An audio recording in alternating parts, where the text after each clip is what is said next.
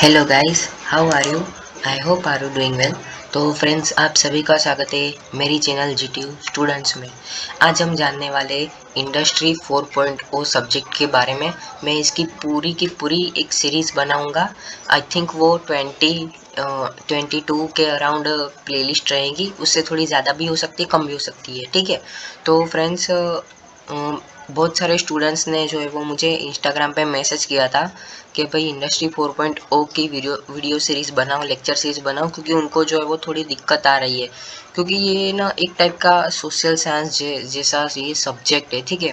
तो पहले तो मैंने सोचा गुजराती में बनाऊँ, लेकिन कुछ स्टूडेंट्स ने ये जो हिंदी में ट्रांसक्रिप्ट करने की वो उन्होंने मांग की। ठीक है। तो जो हिंदी की संख्या जो थी वो बहुत ज़्यादा थी, तो मैंने सोचा कि ये वीडियो जो है वो पूरी हिंदी में ही बनाऊँ। ठीक है। तो फ्रेंड्स, ये जो इंडस्ट्री 4.0 जो सब्जेक्ट है वो bachelor of engineering semester 6 branch की बात करूँ तो वो मैकेनिकल इंजीनियरिंग में आता है, जिसका कोड है 3161926। तो ये थोड़ा डिफरेंट भी हो सकता है। ओके, तो आपको कुछ घबराने की जरूरत नहीं है, सिलेबस यही है। तो उसमें आज हम जानेंगे इंट्रोडक्शन टू इंडस्ट्री 4.0। ये जो है वो चैप्टर 1 है। ठीक है। तो चैप्टर 1 से ही हम शुरुआत करेंगे। तो अगर आप अभी तक मेरी चैनल में नए हो या तो फिर देख रहे हो सिर्फ वीडियो, तो रिक्वेस्ट है कि प्लीज़ सब्सक्राइब करो। मैं ऐसी कुछ आईएमपी मटेरियल्स भी हम प्रोवाइड करते रहता हूँ फ्रेंड्स, तो आपको ज़रूर बेनिफिट होगा। और ऐसे ही वीडियोस के लिए हम टेलीग्राम पे भी अब उपलब्ध है, आप मुझे इंस्टाग्राम पे भी फॉलो कर सकते हो। तो friends, introduction to industry 4.0। Okay, so उसमें हम कुछ 5 वीडियो में ये चैप्टर 1 जो है वो कंप्लीट करेंगे। 1.1 और 1.2 यानी कि introduction to industry 4.0 and core idea of industry 4.0, ये दो टॉपिक हम वीडियो नंबर 1 में कवर करेंगे। उसके बाद ओरिजिन ऑफ इंडस्ट्री 4.0 का जो कॉन्सेप्ट है, जो मोस्ट एमपी है, वो हम नेक्स्ट वीडियो में, और उसके बाद हम उसके नेक्स्ट वीडियो में हम डिस्कस करेंगे। ओके, तो हम ज़्यादा टाइम नहीं खोटी करके हम देखते हैं इंट्रोडक्शन टू इंडस्ट्री 4.0। उसमें हम दो टॉपिक डिस्कस करेंगे, need of industry 4.0 and definition of industry 4.0। In many case ये दोनों ही क्वेश्चन पूछाए गए हैं प्रीवियस पेपर्स में। और कोर आइडिया ऑफ इंडस्ट्री 4.0 ये थोड़ा भी हम देख लेते हैं। तो introduction to industry 4.0। The manufacturing industry is currently subject to huge changes. This change is caused by various ongoing global mega trends such as globalization, urbanizations, individualizations, and demographic change, which will considerably challenges the entire manufacturing environment in the futures. એટલે કે इसमें simply क्या कहना चाहते हैं कि manufacturing industry वर्तमान में जो है वो भारी परिवर्तन के अधीन है। ठीक है, ये हमें पता है। ये परिवर्तन जो है वो डिफरेंट फेजिस में चल रहे हैं, ह्यूज चेंजेस हो रहा है उसमें, डिफरेंट फेजिस में चल रहे हैं। उसमें पहला तो आता है कि उसमें क्या आता है, ग्लोबल मेगा ट्रेल्स यानी कि वैश्विक मेगा ट्रेल। उसमें अगर हम देखेंगे तो वो है ग्लोबलाइजेशन। ग्लोबलाइजेशन यानी कि वैश्विकीकरण। फिर आता है अर्बनाइजेशन यानी कि शहरीकरण। इंडिविजुअलाइजेशन यानी कि व्यक्तिकरण, वैयक्तिकरण या तो फिर व्यक्तिकरण आप कह सकते हो। एंड डेमोग्राफिक चेंजेस यानी कि जनसंख्याकीय परिवर्तन के कारण ये होता है, जो भविष्य में पूरे विनिर्माण, ओके, मैन्युफैक्चरिंग एनवायरनमेंट को काफ़ी चुनौती दे सकता है। Industry 4.0 is the ongoing automation of traditional manufacturing and industrial practices using modern smart technology. यानी कि इंडस्ट्री 4.0 जो है वो मॉडर्न स्मार्ट टेक्नोलॉजी का उपयोग करते हुए एक ट्रेडिशनल मैन्युफैक्चरिंग, यानी कि अगर हम बात करें पारंपरिक विनिर्माण, और इंडस्ट्रियल प्रैक्टिसेस यानी कि औद्योगिक प्रथाओं का चल रहा एक ऑटोमेशन है। ठीक है, ये तो हो गई इंट्रोडक्शन की बात। नेक्स्ट अगर हम जानेंगे तो नीड ऑफ इंडस्ट्री 4.0, जैसे मैंने कहा कि हम उसमें दो टॉपिक चर्चा करेंगे, एक तो नीड और दूसरा होगा डेफिनेशन। तो ये need of industry 4.0। Various possibilities for increasing the profit in the industrial manufacturing are almost exhausted and new possibilities have to be found. यानी कि इंडस्ट्रियल मैन्युफैक्चरिंग में प्रॉफिट बढ़ने की संभावना लगभग समाप्त हो चुकी है। ठीक है। तो और नई संभावनाएं जो है वो हमें फाइंड आउट करनी पड़ेगी। नेक्स्ट जो है वो है namely the production cost were lower with the introduction of just in time production by adopting the concept of lean production and specially by outsourcing production to countries with lower work cost. अर्थात production cost को जो समय में उत्पादन की ज़रूरत के साथ उत्पादन की शुरुआत के साथ हम कम किया गया था, तब लीन प्रोडक्शन की अवधारणाओं को अपनाने और विशेष रूप से कार्य लागत वाले देश को आउटसोर्सिंग उत्पादन द्वारा ये हमने किया था। ठीक है। सेकंड अगर बात करें तो when it comes to the decreasing cost of industrial production, the Industry 4.0 is a promising solution. According to same source, Industry 4.0 factory could result in a decreases of production cost by 10 to 30%, logistic cost by 10 to 30%, and quality management cost by 10 to 20%। यानी कि ये क्या कहना चाहते हैं कि जब industrial production की घटती लागत की बात आती है तो इंडस्ट्री 4.0 एक आशाजनक समाधान यानी कि प्रोमिसिंग सॉल्यूशन है, जिसका कुछ स्रोतों के अनुसार इंडस्ट्री 4.0 जो है वो कारखाने यानी कि फैक्ट्री में नीचे दिए गई बातों की कमी हो सकती है, जिसमें आता है कि भाई उत्पादन लागत यानी कि प्रोडक्शन कॉस्ट जो है वो 10 to 30%, लॉजिस्टिक कॉस्ट वो है 10 to 30%, एंड क्वालिटी मैनेजमेंट यानी कि गुणवत्ता प्रबंधक की लागत जो है वो 10 to 20% तक शामिल है। ठीक है।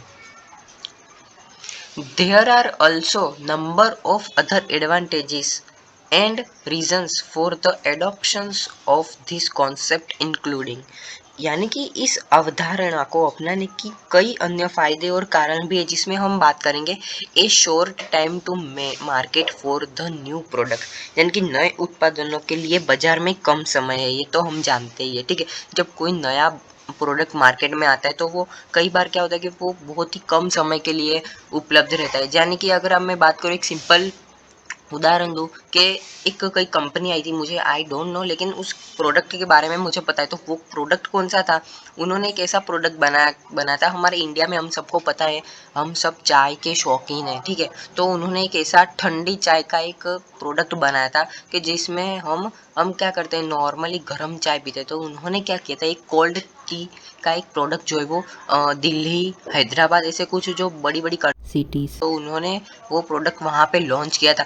लेकिन वो प्रोडक्ट जो है वो मार्केट में कभी चला ही नहीं, क्योंकि हम सब जो है वो चाय जो है वो गर्म पीते हैं। ठीक है। और उन्होंने ये नॉर्मली जो टी का जो स्वाद आता है तो वही था उस प्रोडक्ट में, लेकिन वो कोल्ड था। ठीक है। तो ये जो है वो शॉर्ट टाइम के लिए आया था, कुछ मार्केट में ज़्यादा चला नहीं। ऐसे ही अगर हम बात करें तो कुछ अभी 4 व्हील्स कार से लग्जरियस कार है। ठीक है। तो जो वो मार्केट में आई लेकिन वो इतनी ग्रो नहीं कर पाई, सो कंपनी ने उसको डिसऑर्डर कर दिया, यानी कि उनका मैन्युफैक्चरिंग ही बंद कर दिया था। सेकंड आता है तो वो है एन इम्प्रूव्ड कस्टमर रिस्पॉन्सिवनेस, यानी कि एक बेहतर ग्राहक प्रतिक्रिया। Okay. enabling a custom mass production without significantly increasing overall production costs, यानी कि समग्र उत्पादन लागत में उल्लेखनीय वृद्धि के बिना एक कस्टम बड़े पैमाने पर उत्पादन को सक्षम करना। फिर आता है more flexible and friendlier working environment, यानी कि मोर फ्लेक्सिबल और फ्रेंडली वर्किंग एनवायरनमेंट चाहिए।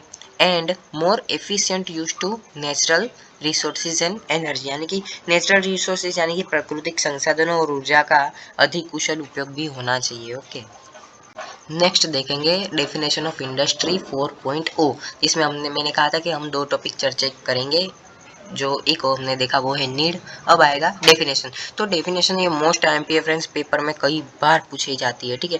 तो कई बार क्या होता है कि जो उनके फाउंडर है, हम आगे देखेंगे, ओके, जिन्होंने डेफिनेशंस दी है तो उनके नाम भी पूछ जाते हैं कि भाई ये फाउंडर है तो इन्होंने इंडस्ट्री की डेफिनेशन क्या दी थी बताओ। ओके। ठीक है। तो ऐसे भी हो सकता है। तो इसका इंट्रोडक्शन थोड़ा देख लेते हैं। Industry 4.0 is the term assigned to the present technological trends such as automation, exchange of data among the interconnected devices and Interoperability. Industry 4.0 is also referred to as the fourth industrial revolutions. यानी कि industry 4.0 जो है वो present technology यानी कि वर्तमान तकनीकी प्रवृत्तियों जैसे कि ऑटोमेशन, फिर परस्पर जुड़े उपकरणों यानी कि डिवाइस के बीच डेटा एक्सचेंज यानी कि आदान प्रदान और इंटरऑपरेबिलिटी यानी कि अंतः क्रियाशीलता को सौंपा गया शब्द है। इंडस्ट्री 4.0 को चौथी औद्योगिक क्रांति भी कहा जाता है। इंडस्ट्री 4.0 भी आप इसे बोल सकते हो, कई बार फ्रेंड्स इंडस्ट्री 4.0 भी बोलते हैं, नो दिक्कत, आप कोई भी बोल सकते हो, ठीक है। जैसे हम अभी रोबोट का अक्षय कुमार का पिक्चर आया था 2.0 बोल रहे थे कई बार। फिर नेक्स्ट देखेंगे डिफरेंट रिसोर्सेस है, different prescriptions on the true meaning of Industry 4.0. Some of the definitions by different authors are given below. तो पहली आती है एस पर क्लॉस चुवाब 2016। तो उन्होंने क्या लिखा है कि भाई industry 4.0 is a differentiated by few characteristics of new technologies, for example physical, digital, biological worlds, improvement in technologies in bringing significant effect on industries, economics and governments development plans. Schwab pointed out that Industry 4.0 is one of the most important concepts in the development of global industry and the world economy. यानी कि Claus Schwab 2016 में उन्होंने definition दी थी, तो वो क्या कहते हैं कि उनके अनुसार जो है वो इंडस्ट्री 4.0 जो है वो न्यू टेक्नोलॉजीज की कुछ विशेषताओं से अलग है। यानी कि उदाहरण के लिए बात करें तो फिजिकल, डिजिटल और बायोलॉजिकल वर्ल्ड मतलब कि जैविक दुनिया, टेक्नोलॉजीज में सुधार इंडस्ट्रीज, इकोनॉमिक यानी कि अर्थव्यवस्थाओं और सरकारों की विकास योजनाओं पर महत्वपूर्ण जो है वो इफेक्ट डाल रहा है। श्वाब ने बताया कि इंडस्ट्री 4.0 वैश्विक उद्योग और विश्व अर्थव्यवस्थाओं के विकास में सबसे महत्वपूर्ण उदाहरणों में से एक है। नेक्स्ट अगर हम बात करें है एज पर शूमाकर और एरोल और सिहन, उन्होंने भी 2016 में ये डेफिनेशंस दी थी। तो उनके अकॉर्डिंग क्या है, तो industry 4.0 is surrounded by a huge network of advance technologies across the value chain, services, automation, artificial intelligence, robotics, internet of things and additive manufacturing are bringing in a brand new era of manufacturing processes. The boundaries between the real world and virtual reality is getting blurrier and causing a phenomena is known as cyber physical production system, SPPS. ये आपने कहीं पर सुना ही होगा, जो computer engineering के students हैं उनको तो ये आता ही है, ओके। कई हमने शायद 10th में भी ये इसको पढ़ा होगा, ओके, 10th में या तो फिर 12th में, ओके। तो ये क्या कहना चाहते हैं शूमाकर, एरोल एंड सीन, तो इंडस्ट्री 4.0 जो है वो वैल्यू चेन यानी कि मूल्य श्रृंखला में उन्नत तकनीकी की यानी कि एडवांस टेक्नोलॉजीज में ह्यूज नेटवर्क यानी कि विशाल नेटवर्क से घिरा हुआ है। इंडस्ट्री 4.0 जो है वो वैल्यू चेन की ह्यूज नेटवर्क से घिरा हुआ है। उसमें service, automation, artificial intelligence, robotics यानी कि AI, ओके, AI यानी कि artificial intelligence, robotics, internet of things और एडिटिव मैन्युफैक्चरिंग का जो प्रोसेस है, ठीक है, तो उस प्रोसेसेस का एक नया युग ला रहा है, ठीक है। रियल वर्ल्ड यानी कि वास्तविक दुनिया और virtual reality, okay, real world और वर्चुअल रियलिटी के बीच में जो ब्लर है, ठीक है, तो वो होता जा रहा है, ब्लर होता जा रहा है और cyber physical production system CPPS के रूप में जानने वाली घटना का कारण बन रही है। नेक्स्ट अगर बात करें तो वो लास्ट ऑथर है, उसका नाम है मुरुगल्स्का और मगदलिना 2017, यानी कि 2017 में उन्होंने दिया था। मुरुगल्स्का और मगदलिना के अनुसार the modern and more sophisticated machines and tools with advance software and network sensors can be used to plan, predict, adjust and control the societal outcome and business model to create another phase of value chain organizations and it can be managed throughout the whole cycle of a product. Thus, Industry 4.0 is an advantage to stay competitive in any industry to create a more dynamic flow of productions. Optimizations of value chain has to be autonomously controlled. यानी कि मुरुगल्स का और मगदलिना वो ये कहना चाहते कि आधुनिक यानी कि modern and more sophisticated machines यानी कि और अधिक परिष्कृत मशीनों और उपकरणों के साथ एडवांस सॉफ्टवेयर और नेटवर्क सेंसर का उपयोग सामाजिक परिणाम और व्यावसायिक मॉडल की योजना बनाने, भविष्यवाणी करने, समायोजित करने और नियंत्रण करने के लिए किया जा सकता है यानी कि use to plan predict adjust and control the central outcome and business models to create another phase of value chain organizations. Okay, value chain श्रृंखला यानी कि वैल्यू चेन यानी कि मूल्य श्रृंखला का एक संगठन जो है वो एक चरण बनाने के लिए उसे उत्पादक के चक्र में प्रबंधित किया जा सकता है. इस प्रकार इंडस्ट्री 4.0 किसी भी उद्योग में प्रतिस्पर्धी बने रहने का एक फायदा है. उत्पादन का अधिक गतिशील प्रवाह बनने के लिए वैल्यू चेन के अनुकूलन को ऑटोनोमियसली कंट्रोल यानी कि स्वायत्त रूप से नियंत्रित करना होगा.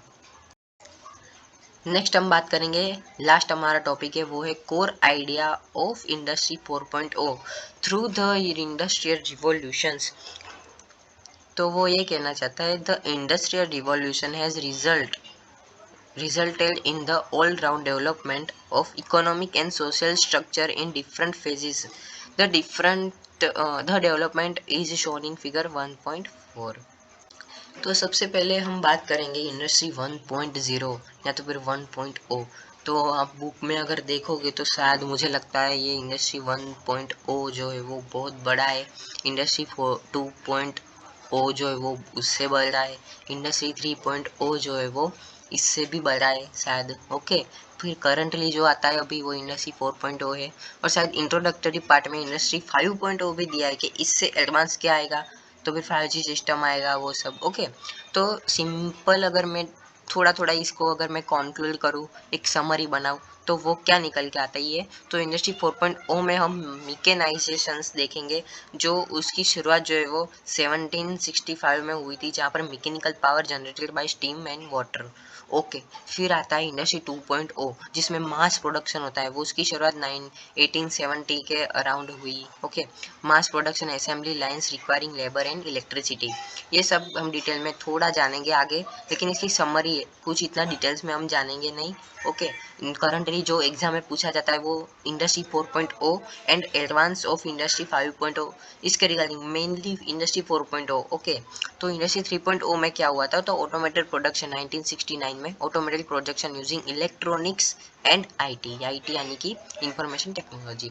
इंडस्ट्री 4.0 में अभी के समय में साइबर फिजिकल सिस्टम चल रहा है, सब ऑटोमेटिक हो रहा है. ठीक है, intelligence productions incorporated with lot AI, cloud technology and big data. तो ये जो है वो इंडस्ट्रियल रिवोल्यूशंस का जो फेस ऑफ डेवलपमेंट स्टेज है. थोड़ा थोड़ा हम इसकी समरी जो है वो जान लेते हैं.